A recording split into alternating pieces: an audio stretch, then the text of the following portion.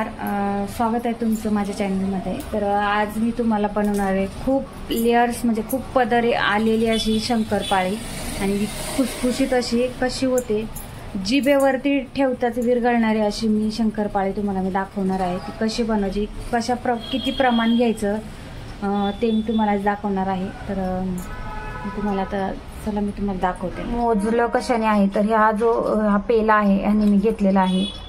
तर आपल्याला अर्धा किलो मैद्याची बनवायची आहे, त्याच्यामुळे मी तुम्हाला दाखवणार आहे अर्धा किलो मैद्याची किती बनवायची। तर ते पाहू शकता मी हा अर्धा किलो असा मैदा घेतलेला आहे, अर्धा किलो आहे हा। तर याला मी छान असं चाळून वगैरे घेणार आहे, मैदा चाळून घ्यायचा आहे। तर आता इथे हे दूध आहे, हे कोमट होतं त्याच्यामुळे थोडंसं हे करून घ्यायचं, कोमट आहे। तर एक पेला घेतलेला आहे, त्याच समप्रमाणात आपल्याला एक पेला साखर पण घ्यायची आहे। तुम्हाला जर गोड हवं असेल तर तुम्ही थोडीशी वाढवू शकता। तर आता इथं समप्रमाणात ह्याच प्रमाणामध्ये तर आपण साखर घेणार आहे, तुम्हाला मी आता दाखवते। तुम्हाला जर जास्त गोड आवडत असेल तर तुम्ही जास्त थोडीशी वरती टाकू शकता।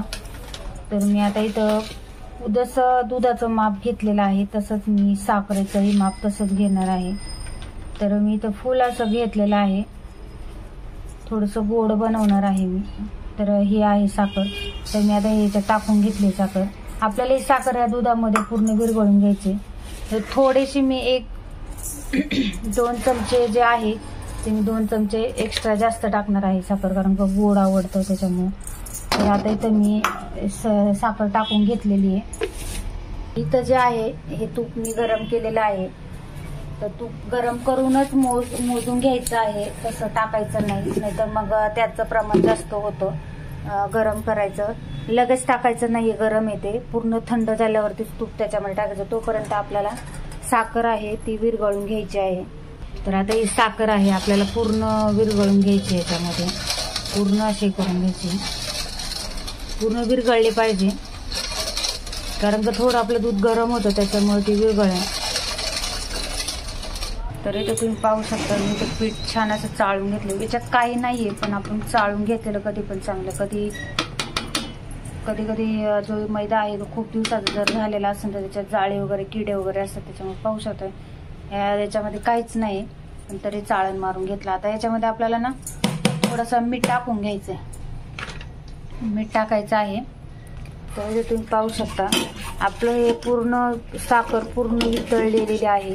आता हे थोडंसं थंड झालं ना की आपल्याला हे करून घ्यायचंय, हे तूप आहे हे याच्यात टाकायचे। गरम याच्यात तूप टाकायचं नाही, कारण का दूध आहे त्याच्यामुळे तूप याच्यामध्ये फुटतं म्हणजे फाटलं जातं ते, त्याच्यामुळे याला पूर्ण थंड होऊन द्यायचंय। या जे दूध आपण साखर आणि दुधाचं जे हे केलेलं आहे ते पूर्ण थंड होऊन द्यायचंय। तर आता आपण याच्यात मीठ वगैरे टाकून घेतलेलं आहे पिठामध्ये, थोडंसं टाकायचं चिमूटभर चवीनुसार, कारण का कोणताही गोड पदार्थ बनवताना आपण मीठ हे टाकतोच, त्याच्यामुळे थोडंसं टाकायचं आहे, जास्त नाही टाकायचं। तर हे बघा एवढंच मीठ टाकायचं आहे। तर आता मग आपल्याला ते मळून घ्यायचं आहे, पण ते थंड होण्याचं आपण थोडंसं 10 मिनिटं वाट बघूया।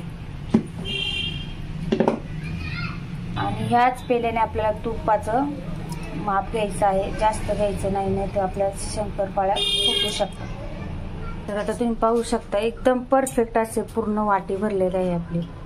तर मी काय मोजून असं डालडा त्याच्यात नव्हता वितळायला टाकला, पण मी घेतलं होतं अंदाज कळतो की आपल्याला आपण किती घेतले। तर आता हे आपला डालडा आहे, म्हणजे तूप आता पातळ झालेलं आहे।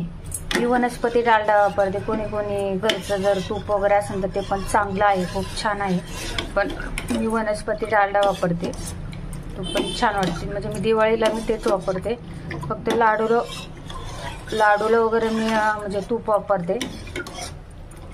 आता हे पूर्णपैकी आपलं थंड पण झालेलं आहे, तर आता याच्यामध्ये आपल्याला ते टाकून घ्यायचं आहे, पण आपला अजून तर आता इथं तुम्ही पाहू शकता आपला डालडा म्हणजे मी याच्यात टाकून घेतलेला आहे, छान असं मिक्स पण झालेलं आहे। ते मिक्स करायचं आहे आणि आपण जे आता ते चाळलेलं जे पीठ आहे ते आपल्याला त्याच्यामध्ये थोडं थोडं करून टाकून घ्यायचं आहे, मळून घ्यायचे। घट्टाचा गोळा मळायचा आहे आणि एक आपल्याला अर्धा तास तुम्हाला जर लगेच करायचं असेल तर लगेच करू शकता. मग तेव्हा जरा थोडंसं दाबावं लागतं, ते पीठ खूप असं कडक हे असतं ना. म्हणून मी काय करते, मळून वगैरे अर्धा तास ठेवून देते छान असं याच्यामध्ये टिश्यूमध्ये ठेवून देते. टिश्यूमध्ये कसं नरम राहतं.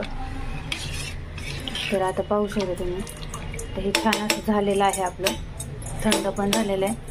आता थोडं थोडं करून आपल्याला हे जे आहे मैदा, या मैद्यामध्ये आता ते टाकून घ्यायचं.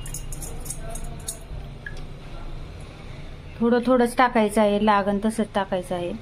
कारण का एकदम टाकू नका, एकदम कसं अंदाज कळत नाही, म्हणजे कसं बसतं कसं नाही त्याच्यावर असतं. तर ते थोडं थोडं असं आपलं घेऊन मळून घ्यायचं आहे गोळा.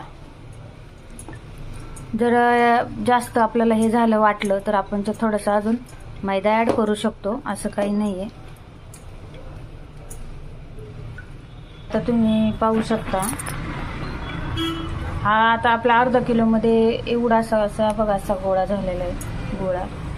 तर हे एवढं थोडंसं उरलेलं आहे. तर आपल्याला बघूया आता आपण याच्यात अजून किती मैदा बसतोय ह्या दुधामध्ये, आणि गोळा बनवून घेऊया. तर आता इथं मी हे जे आपला पेला होता, त्या पेल्याचं मी 2 पेले घेतलेले आहे. आता बघूया आपण ह्याच्यामध्ये आता हे किती बसतं याच्यामध्ये. हे आपलं अजून थोडंसं उरतंय, तर मी अजून 1 पेला अजून घेतलेला आहे मैदा. त्याच्यामध्ये आपल्याला तेवढं बरोबर बसून येईल.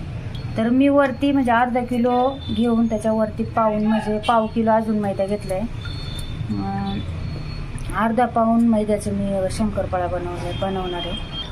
तर इथं पाहू शकता तुम्ही, असा छान असा घट्ट गोळा मळून झालेला आहे. अजून असं घट्टच मळायचं, कारण का आपल्याला अजून अर्धा तास त्याला तसंच ठेवायचं आहे.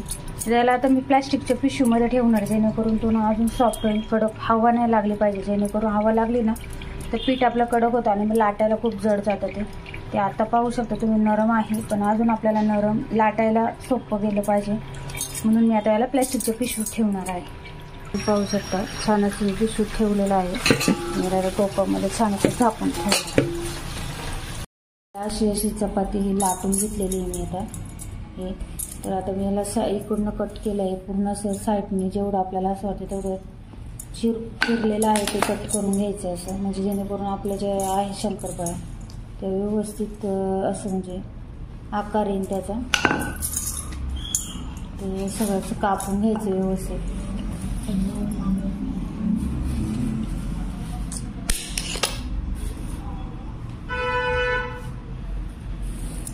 अशा प्रकारे अशा बनवून घ्यायच्या आहे. या लेअरच्या बनवलेल्या आहे मी, सर्व छान अशा बनवले. अगदी पातळ नाही बनायचं, पातळ बनवलं तर मग ते हे होतात, त्याच्यामुळे पातळ नाही. हे बघा एवढी लेअर धरायची आहे जाड, म्हणजे छान असं खुसखुशीत होतं. एवढ्या सगळ्या शंकरपाळ्या करून झालेल्या आहे. तर आता मी इथं तळायला इथं तेल वगैरे पण ठेवलेलं आहे. तर मी आता तळून घेणार आहे ते छान अशा. ते पाहू शकता तुम्ही छान अशा. आणि आमच्याकडे गेली आहे लाईट, त्याच्यामुळं अंधारातच करावं लागतं आता मला सगळं. तर आता हे अशाच बनणं काढायचे आहे ब्राऊन ब्राऊन.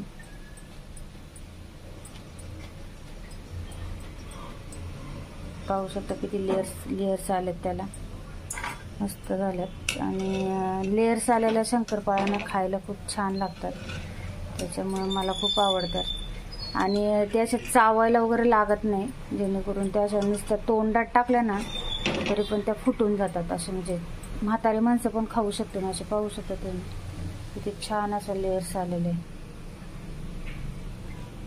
आणि शंकरपाळी करताना एक मात्र लक्षात ठेवायचं आहे, गॅस हा आहे ना, पहिल्यांदा गॅस आहे ना चांगलं असं तेल कडकडीत तापून द्यायचं आहे. त्यानंतरच आपल्याला शंकरपाळ्या आहेत त्या तळून घ्यायच्या ते. कारण का गॅस जर फास्ट हे नसेल ना तर मग हे नाही होत. तर पहिल्यांदा कधी पण म्हणजे काय बनवताना, गोड पदार्थ बनवताना आपण पहिला जो गोड पदार्थ करतो कोणताही, आणि मी कोणतंही काही केलं ना तर मी ते त्याच्यामध्ये ठेवतेच. म्हणजे कसं आपण बोलतो अन्नपूर्ण, तर पहिलं अन्नपूर्णेला नैवेद्य दाखवायचा, त्यानंतरलाच आपण हे करायचं. तर तसंच आहे काहीतरी. तर मी तसंच करते, म्हणजे कधी काही गोड धोड किंवा काही असं बनवायचं असेल ना तर मी हे करते. तर आता हे आता अशी टाकून घेणार आहे. कारण का जास्त तळणार नाही. पहिल्यांदा जे आहे ना, पहिला जो घास असतो तो पहिल्यांदा थोडंच टाकून तळायच्यात. त्याच्यानंतरला मग थोडं तुम्ही जास्त असं केलं ना तरी काय प्रॉब्लेम नाही आहेत. तर म्हणजे तेल छान तापलेलं असतं, त्याच्यामुळे ते छान अशा फुगून निघतात पटकन वरती आणि पटपट पण होतं आपलं. तर पाहू शकता तुम्ही आता ह्या ज्या शंकरपाळ्या आहेत ना, हे कसं आपण खारी वगैरे बिस्किट वगैरे खातो, सेम म्हणजे सेम तसेच झालेले आहे. ते खूप छान असं वाटतं. तर बघा, पाहू शकता तुम्ही किती लेयर्स आले त्याला, पडदे बघा किती आले त्याला. तर आपलं पीठ जे आहे ते खूप छान असं भिजलेलं आहे, त्याच्यामुळं मस्तच झाल्या त्या. आणि जास्त आपल्याला जाळायचं नाही त्याला. तर आता काढून घ्यायचं थोडा कारण का त्या एकदम जास्त आता ते येणार नाही आपल्याला तेवढा काढता. थोडं काढून घेऊया आपण.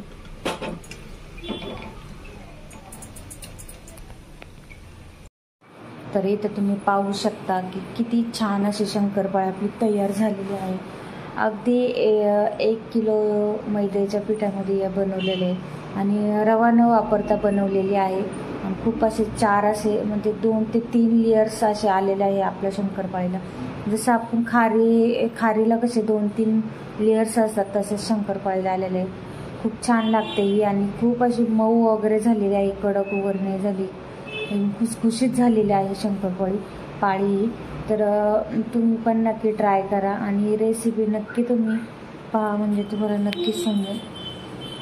तर छान अशी म्हणजे कोणीही खाऊ शकेल अशी शंकरपाळी ही झालेली आहे. काही जास्त असं हे नाही आहे याच्यामध्ये, त्याच्यामुळं खूप पाहू शकता तुम्ही, हाताने सुद्धा सहज फुटते. तुम्ही मग विचार करा ते तोंडात टाकल्यावरती हे किती पटकन होईल. आणि चायमध्ये खूप छान लागते, खूप छान झालेली आहे.